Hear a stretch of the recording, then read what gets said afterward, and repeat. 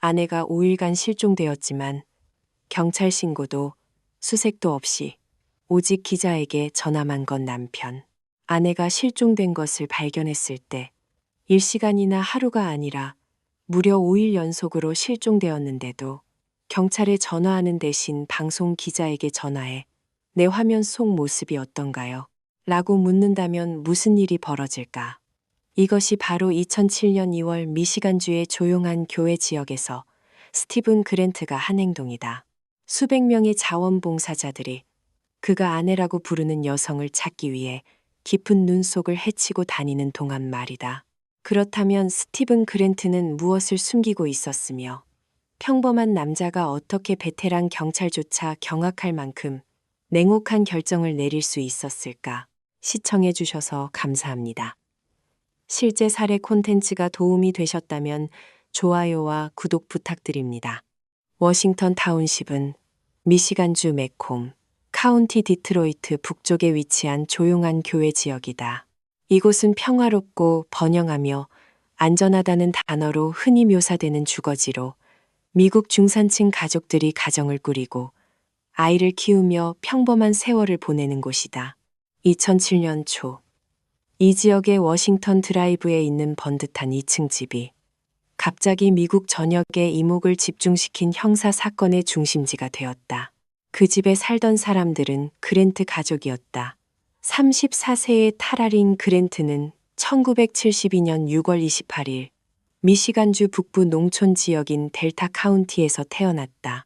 그녀는 언니 알리시아와 함께 평범한 가정에서 자랐고 이후 미시간 주립대학교에 진학해 1994년 마케팅을 전공으로 경영학 학사 학위를 받고 졸업했다.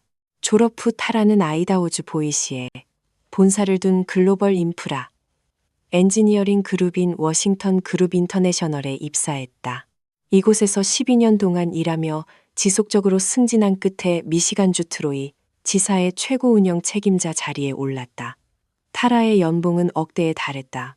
업무 특성상 푸에르토리코, 산후안의 프로젝트를 감독하기 위한 장기 출장 등 잦은 이동이 필요했다.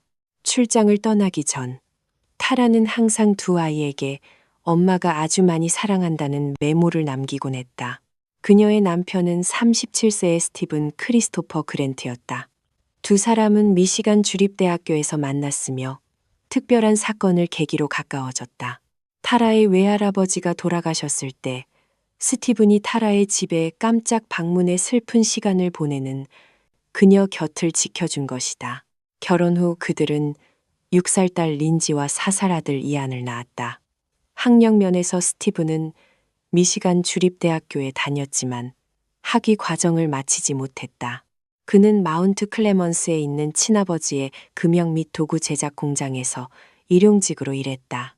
2000년대 초반, 아내가 가정의 주 수입원이 되면서 그는 점차 집에서 아이들을 돌보는 전업주부 역할을 맡게 되었다. 육아를 돕기 위해 그랜트 가족은 19세의 독일인 보모 베레나 디어케스를 고용해 함께 살았다. 2007년 2월 14일 정확히 발렌타인데 이에 스티븐 그랜트는 매콤 카운티 보안관 사무실에 전화를 걸어 아내가 실종되었다고 신고했다. 이 대목이 수사관들의 주의를 끈 첫 번째 세부 사항이었다. 스티븐은 2월 9일 금요일 저녁에 타라를 마지막으로 보았다고 진술했다. 즉, 아내가 사라진 시점과 그가 경찰에 연락한 시점 사이에 정확히 5일의 공백이 있었던 것이다. 스티븐은 다음과 같이 상황을 설명했다. 2월 9일 저녁, 타라는 푸에르토리코 출장을 마치고 막 집으로 돌아왔다. 얼마 지나지 않아 두 사람 사이에 말다툼이 벌어졌다. 그 와중에 스티븐은 아내가 누군가와 통화하며 골목 어귀에서 기다려 달라고 말하는 것을 우연히 들었다고 주장했다. 스티븐의 말에 따르면 그 후 타라는 짐을 챙겨 집을 나섰고 진입로 끝에 대기 중이던 어두운 색상의 차에 올라탔다. 그 이후로 그녀는 연락이 두절되었다. 경찰에 즉시 신고하지 않은 이유를 묻자 스티븐은 타라가 부부싸움 후 갑자기 집을 나간 것이 처음이 아니었으며 그녀가 돌아오기 전 진정할 시간이 필요할 뿐이라고 생각했다고 해명했다. 이러한 해명은 논리적으로 타당해 보일 수 있지만 실종 사건 수사 과정에서 첫 5일은 현장을 보존하고 증거를 수집하며 목격자를 추적하는 데 있어 가장 중요한 시기로 간주된다. 늦은 신고는 복구할 수 없는 많은 단서를 지워버렸다. 그럼에도 불구하고 매콤 카운티 보안관 사무실의 수사관들은 단순한 의심만으로 행동할 수는 없었다. 그들은 절차를 준수해야 했다. 신고를 접수하고 모든 세부 사항을 확인하며 이것이 성인이 자발적으로 가정을 떠난 단순 가출이 아님을 증명할 증거를 찾아야 했다. 수사팀은 3가지 방향의 확인 작업을 동시에 전개했다. 첫째, 그들은 교통보안청에 연락하여 디트로이트 메트로폴리탄, 웨인 카운티 국제공항의 승객 명단과 2월 9일 이후 푸에르토리코 산후안으로 향하는 모든 항공편을 조사했다. 타라린 그랜트의 이름은 그 어떤 항공편에도 나타나지 않았다. 둘째, 경찰은 타라의 신용카드, 직불카드 및 은행 계좌의 모든 금융거래 내역을 추출했다. 그 결과 2월 9일 저녁 이후 어떠한 금융활동도 없었음이 밝혀졌다. 업무 때문에 끊임없이 이동하는 여성에게 있어 이는 그녀가 돈을 사용할 수 없는 상태가 되었다는 것 외에는 어떤 시나리오로도 설명할 수 없을 만큼 비정상적인 일이었다. 셋째이자 가장 결정적인 것은 통신 데이터였다.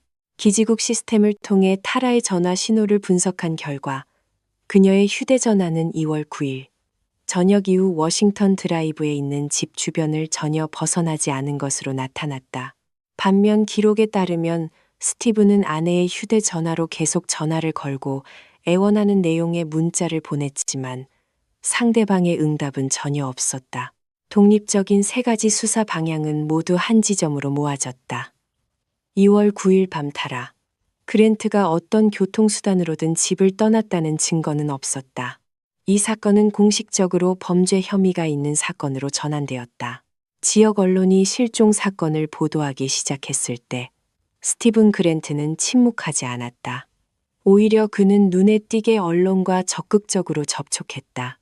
사건의 시작부터 끝까지 직접 취재한 지역 4번 채널, 디트로이트 방송국의 기자 행크 윈체스터의 기록에 따르면 스티븐은 초기 단계에서 하루에 무려 20번이나 그에게 전화를 걸었다. 그는 방송에 나오는 내 모습이 어떤가요? 머리를 자르면 이상할까요? 쇼핑하러 가도 될까요? 같은 질문을 계속해서 던졌다.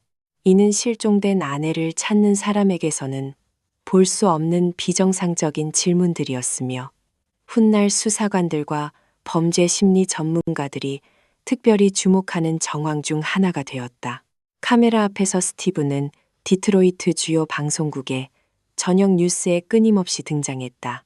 그는 걱정과 그리움을 표현하는 단어들을 사용했지만 바디랭귀지 분석 전문가들은 진정한 슬픔의 표현이 결여되어 있음을 알아차렸다.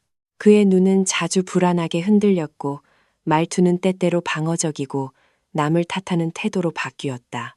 그는 경찰이 의도적으로 자신을 표적으로 삼고 있다고 비난했는데 특히 신고 다음 날 과거 위반으로 면허가 정지된 상태에서 운전하다 경찰의 검문을 받은 사건 이후 더욱 그러했다.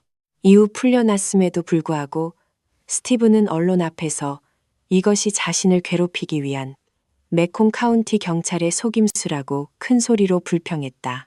또 다른 행보도 이목을 끌었다. 아직 기소되거나 공식적으로 용의자로 지목되지 않았음에도 불구하고 스티븐 그랜트는 지역 법조계에서 유명한 형사 변호사 데이비드 그림을 선임했다. 실종된 가족이 있는 대부분의 가정에서 자연스러운 반응은 가족을 찾기 위해 수사기관에 최대한 협조하는 것이다. 초기부터 형사 변호사를 선임하는 것이 어떤 법적 규정을 위반하는 것은 아니지만 이는 협력이 가장 중요한 시점에 스티븐과 수사기관 사이의 행정적인 장벽을 만들어냈다. 한편 어머니 메리 데스트램프와 언니 알리시아를 포함한 타라 측 가족들은 언론에 등장하여 그녀의 행방에 대한 어떤 정보라도 제공해 달라고 호소했다. 메리 데스트램프는 지역 4번 채널 WDIV 방송국과의 인터뷰에서 온 가족이 타라를 찾는데 모든 정신을 집중하고 있으며 그녀를 찾을 때까지 그들의 삶은 정상으로 돌아가지 않을 것이라고 밝혔다. 아내 측 가족의 태도와 남편 본인의 태도 사이의 극명한 대조는 수사관들뿐만 아니라 대중의 눈에도 띄었다. 타라의 흔적이 발견되지 않은 채 2월이 저물어가면서 수사 압박은 계속해서 고조되었다. 경찰은 마을 주변의 병원, 영안실, 공공장소들을 점검했다. 그들은 또한 그랜트 가족의 집 뒤편 숲을 수색했지만 처음에는 아무런 성과 없이 돌아왔다. 2007년 2월 20일, 스티븐의 전 연인이라고 주장하는 한 여성이 먼저 경찰에 연락해 주목할 만한 서류 묶음을 제공했다. 그것은 그녀와 스티븐이 주고받은 일련의 이메일로 스티븐은 타라가 직장 상사와 바람을 피우고 있다는 깊은 의심을 표출하고 있었다. 더 중요한 것은 스티븐이 아내의 모든 통신 활동을 통제하기 위해 가정용 컴퓨터에 감시 소프트웨어를 설치했다고 이 여성이 폭로한 점이다. 그녀는 또한 타라가 실종되기 몇 주 전부터 스티븐이 마치 사건이 일어나기 전 정신적 기댈 곳을 찾으려는 듯 평소보다 훨씬 더 자주 전화를 걸고 이메일을 보냈다고 전했다. 이 정보는 즉각 중요한 수사 단계로 이어졌다. 2월 23일, 스티븐 그랜트는 변호사 데이비드 그림을 통해 디지털 포렌식 감식을 위해 가정용 컴퓨터 2대를 수사기관에 자발적으로 제출했다. 이는 멈춰서 분석해 볼 만한 세부 사항이다. 전자기기가 사용된 사건에서 용의자가 컴퓨터를 자발적으로 제출하는 행위는 때때로 협조적인 태도를 보이기 위한 법적 전략인 반면 실제로는 중요한 데이터가 이미 삭제되거나 덮어쓰여졌을 수 있기 때문이다. 보안관 사무실 연구소의 디지털 법의학 전문가들은 복구 가능한 모든 데이터를 되살리기 위해 하드 드라이브 분석에 착수했다. 2월 24일, 경찰은 이 사건에서 전례 없는 대규모 인력을 동원하여 그랜트 가족의 집에서 반경 약 3마일 이내에 위치한 셀비 타운십의 광대한 자연공원인 스토니 크릭 메트로 파크에 대한 전면적인 수색을 실시했다. 스토니 크릭은 지역 주민들에게 친숙한 캠핑, 등산, 낚시 장소이지만 겨울이 되면 빽빽한 숲과 고립된 계곡 때문에 사람들에게 발견되고 싶지 않은 무언가를 숨기기에 이상적인 장소로 변한다. 경찰, 탐지견, 산악차량, 항공병력을 포함한 약 150명의 인력이 꽁꽁 얼어붙은 지형 위에서 4시간 반 동안 연속으로 투입되었다. 그 수색에서는 아무것도 얻지 못했다. 눈 속에서 타라 그랜트의 흔적은 단 하나도 발견되지 않았다. 그러나 평범한 산책객으로부터 비롯된 작은 사건이 이후의 모든 전개에 불을 지폈다. 스토니 크릭 공원 인근을 개와 함께 산책하던 한 여성이 숨겨져 있는 검은색 비닐봉지를 발견했는데 그 안에는 겉보기에 의심스러운 새까만 얼룩들이 있었다. 그녀는 경찰에 신고했다. 법의학 팀이 접근하여 봉지를 열었을 때 그들은 개털과 함께 섞인 사람의 혈흔을 발견했다. 샘플은 압수되어 DNA 검사를 위해 즉시 연구소로 보내졌다. 개털의 종류와 출처를 대조한 결과 그랜트 가족이 키우고 있는 반려견의 품종과 일치했다.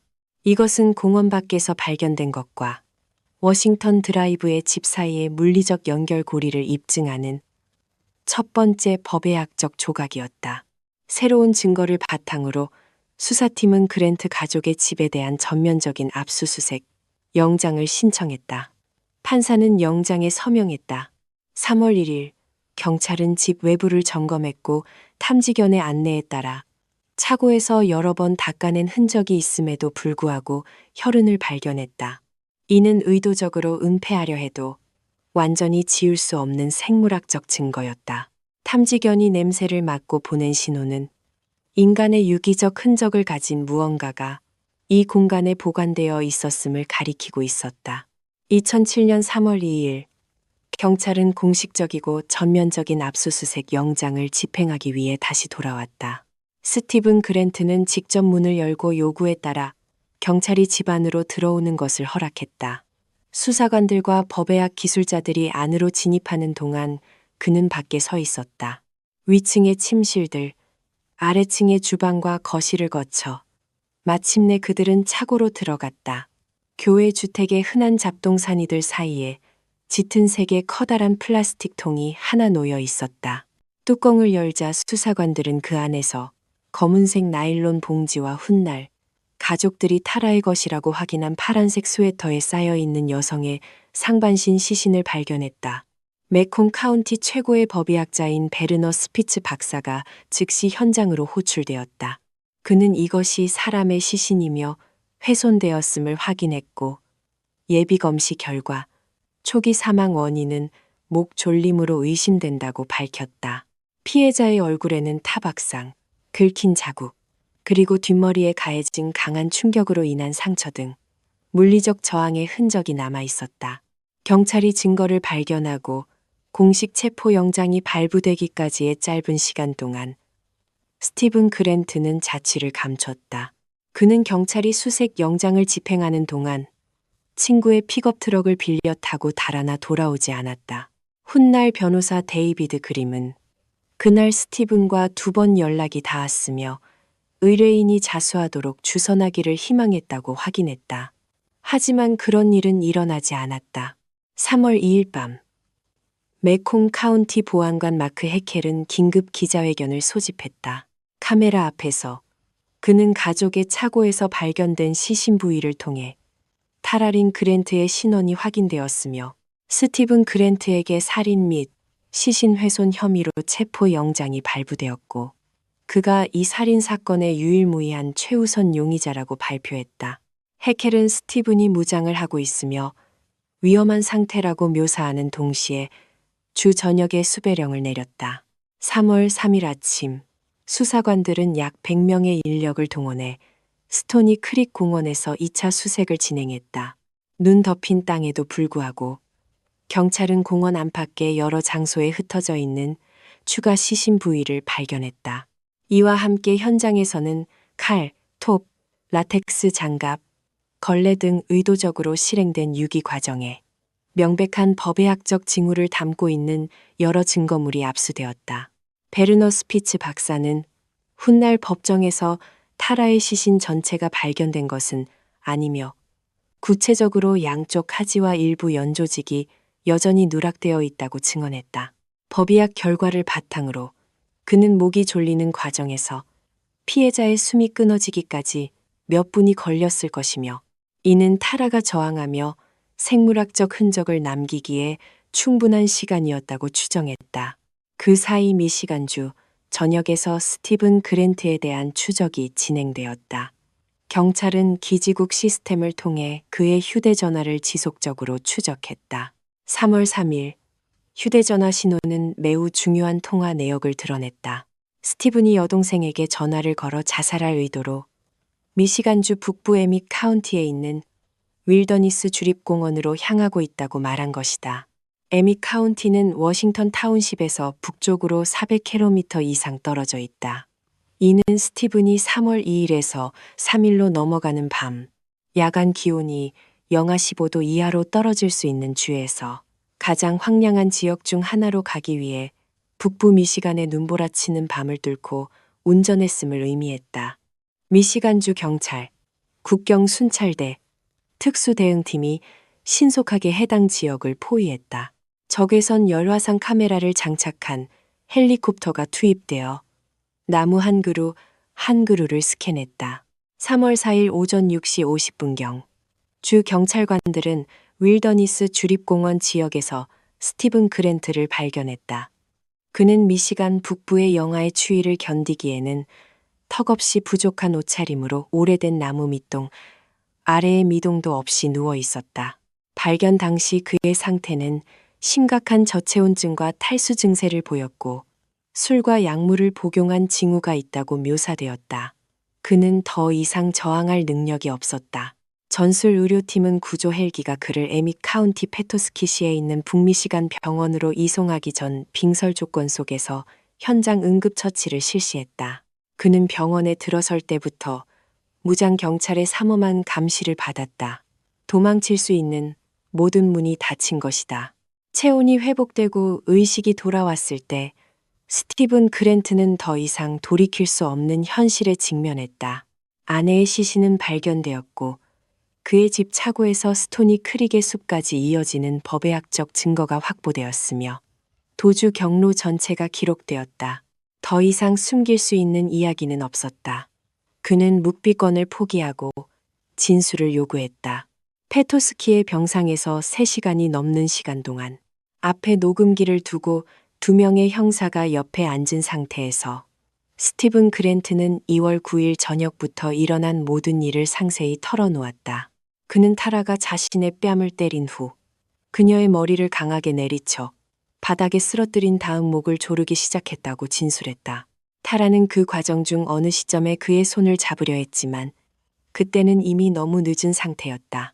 그는 이어서 나는 내가 감옥에 갈 것이라는 걸 알았다. 그래서 극심한 공포에 빠졌다고 진술했다. 그 공포의 순간부터 다음 48시간 이내에 냉혹하고 계산적인 일련의 결정들이 실행되었다. 타라가 사망한 지 이틀 후인 2월 11일, 스티븐은 시신을 아버지의 금형 공장으로 옮겼다. 그곳에서 그는 자신이 하고 있는 짓을 견디지 못해 술을 마시고 구토를 하는 와중에도 띠톱과 수동 톱을 사용해 시신을 절단했다. 그는 훗날 이 행동을 끔찍했다고 묘사하며 그것이 잘못된 것임을 알면서도 멈출 수 없었다고 말했다. 나일론 봉지에 시신 부위들을 싸서 스토니 크릭 공원으로 옮긴 후 그는 마지막 위장막을 치기 위해 한 단계를 더 실행했다.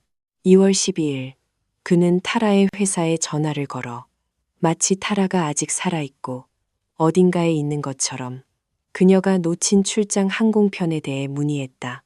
이 통화는 자발적으로 가출한 여성에 대한 이야기를 꾸며내려는 계획의 일부였으며 이것이 그가 정확히 발렌타인데 이에 경찰에 신고하기 전 5일을 꽉 채워 기다린 이유였다. 2007년 3월 6일 호송 차량을 타고 페토스키의 병원에서 메콤 카운티로 이송된 후 스티븐 그랜트는 공식적으로 사법 제도와 마주했다. 메콤 카운티 순회 법원에서 열린 심리에서 카운티 검찰청 검사는 2가지 공식 혐의를 낭독했다. 첫 번째 혐의는 1급 계획 살인으로 미시간주 법에 따라 가석방 없는 종신형이 내려질 수 있는 범죄였다. 두 번째 혐의는 시신 훼손 및 유기로 최대 10년의 징역형이나 $5,000의 벌금 혹은 2가지 모두가 부과될 수 있는 혐의였다. 스티븐 그랜트는 감정을 알 수 없는 표정으로 심리실에 앉아 2가지 혐의가 낭독되는 것을 들었다. 그의 옆에는 변호를 맡은 새로운 변호사 스티븐 라보와 공동 변호사 게일 파무코프가 앉아 있었다. 수사 초기 단계에서 그를 대리했던 데이비드 그린 변호사는 법정에서 이 역할을 계속하지 않았다. 재판을 준비하기 위해 변호인 측과 검찰 측이 모두 직면한 가장 큰 과제 중 하나는 배심원단의 공정성 문제였다. 이 사건은 미시간주 전역뿐만 아니라 레리 킹 라이브와 코트 TV 같은 전국구 뉴스 채널에서도 집중적으로 보도되었다. 메콤 카운티 주민 거의 모두가 재판이 시작되기도 전에 스티븐 그랜트의 이름을 알았고 타라에게 일어난 일의 적어도 일부분을 알고 있었다. 2007년 4월 13일 스티븐 그랜트의 자백 진술서와 병원에서 경찰과 나눈 대화의 전체 녹음 내용이 대중에게 공개되었다. 이는 공식 재판이 열리기도 전에 수백만 명의 사람들이 범죄의 세부 사항을 읽거나 들었다는 것을 의미했다. 이는 공정한 재판의 가능성에 대한 의문을 제기하기 때문에 법적으로 매우 심각한 상황이었다. 이 문제에 대처하기 위해 메콤 카운티 순회 법원의 다이앤 드루진스키 수석 판사는 평소보다 훨씬 길고 철저한 배심원 선정 과정을 진행하도록 허가했다. 뒤이어 각 후보자가 언론을 통해 퍼진 정보에 어느 정도 노출되었는지, 그리고 이전에 들은 내용과 법정에서 제시될 증거를 분리할 수 있는 능력이 있는지 평가하기 위한 상세한 신문 과정이 진행되었다. 드루진스키 판사는 훗날 메콤 카운티 보안관 사무실과 검찰청이 공정하고 객관적인 배심원단을 구성하기 위해 특별한 조치들을 적용했다고 밝혔다. 2007년 말 공식 재판이 시작되었을 때 변호인단의 전략은 한 가지 핵심 주장에 집중되었다. 스티븐 그랜트의 행동은 사전에 계획된 것이 아니라 말다툼이 격화되는 과정에서 폭발한 일시적인 충동의 결과라는 것이었다. 스티븐 라보 변호사는 훗날 언론의 변호인단이 스티븐이 그 행동을 미리 계획했다는 증거가 없다고 주장하며 배심원단에게 1급 살인 대신 과실치사 혐의를 검토하도록 호소했다고 설명했다. 라보 변호사는 이것이 대담한 행보였음을 인정했다. 수집된 상세한 자백과 증거들을 고려할 때 배심원단을 설득해 1급 살인보다 가벼운 혐의에 머물게 하는 것이 극히 어렵다는 것을 그들도 알고 있었기 때문이다. 검찰 측에서는 에릭 스미스 매콤 카운티 검사가 긴밀하게 얽힌 일련의 증거들을 바탕으로 기소를 이끌었다. 첫째는 베르너 스피츠 박사의 법의학 부검 결과로 사망 원인이 목 졸림임을 확인하고 타라가 숨을 거두기까지 걸린 시간을 평가한 것이었다. 둘째는 전화 기록, 감시 이메일, 갑자기 중단된 금융거래, 한 곳에 갇힌 휴대전화 신호 등 디지털 법의학 데이터였다. 셋째는 금연공장, 차고, 스토니 크릭 공원에서 발견된 절단 도구, 포장재, 완전히 지워지지 않은 생물학적 흔적 등의 물증이었다. 그리고 마지막으로 가장 중요한 것은 스티븐 본인의 3시간이 넘는 자백이었다. 이 자백에서 그는 말다툼부터 살인행위, 며칠에 걸쳐 치밀하게 진행된 유기 과정까지의 여정을 각 단계별로 묘사했다. 위치를 노출하지 않기 위해 피해자의 휴대전화를 끄는 것, 다음날 타라의 회사에 전화를 걸어 거짓말을 하는 것, 경찰에 신고하기 전에 형사 변호사를 선임하는 것, 연락의 흔적을 남기기 위해 아내의 휴대전화에 문자를 보내는 것까지 살인 이후의 체계적인 행동, 사슬은 충동적이었다는 변호인단의 주장을 직접적으로 반박했다.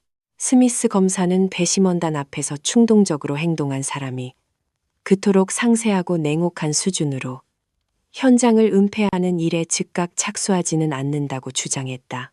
유기 계획의 존재 자체가 법적 결과에 대한 인식을 보여주는 간접적인 증거이며 그러한 인식은 살인 행위가 완전히 무의식적이거나 통제 불능 상태가 아니었음을 암묵적으로 증명한다는 것이다. 2007년 12월 21일 배심원단은 스티븐 그랜트에게 2급 살인 유죄 판결을 내렸다. 1급과 달리 사전에 계획된 주도 면밀함에 대한 증거를 요구하지 않는 2급 살인은 미시간주 법체계에서 여전히 중대한 범죄이며 최대 종신형에 처해질 수 있다. 이 결정은 배심원단의 고심을 반영했다. 그들은 살인 행위가 사전에 계획되었다고 단정 지을 만큼 충분한 근거를 찾지 못했지만 과실치사라는 변호인단의 주장도 받아들이지 않은 것이다. 시신 훼손 및 유기 혐의에 대한 유죄 판결도 동시에 내려졌다. 2008년 2월 21일 다이앤 드루진스키 판사는 공식 형량을 선고했다. 2급 살인 혐의에 대해 징역 50년에서 80년, 시신 훼손 혐의에 대해 징역 6년에서 10년이 추가되었다. 선고를 내리기 전 드루진스키 판사는 타라의 가족들 측에서 피해자 영양 진술을 들었다. 타라의 부모와 언니 알리시아, 스탠더퍼는 차례로 일어나 타라의 죽음이 그들의 삶과 두 아이의 삶에 남긴 영향에 대해 진술을 낭독했다. 변호인단은 최소 15년에서 25년의 형량을 요청했다. 스미스 검사는 최고 형량을 제안했다. 에릭 스미스 검사는 선고 전 법정 발언에서 스티븐 그랜트를 짧은 구절로 묘사했다. 드루진스키 판사는 적용된 형량에 만족한다고 선고했다. 형 집행 기록에 따르면 스티븐 그랜트는 88세가 되어야 가석방을 신청할 자격을 얻게 되며 현재 미시간주 이오니아에 있는 벨라미 크릭 교도소에서 복역 중이다. 하지만 사건은 법정에서 끝나지 않았다. 형을 선고받은 직후 스티븐 그랜트의 법률팀은 사법체계에서 이용 가능한 모든 항소 제도를 즉시 활용했다. 항소장에서 변호인단이 제기한 주요 주장은 두 가지 점에 집중되었다. 첫째, 페토스키 병원에서 녹음된 자백은 스티븐이 심각한 저체온증 상태에 있었고 자발적이고 의식적으로 묵비권을 포기할 수 있는 인지 능력이 없었기 때문에 부적절하게 수집되었다는 것이다.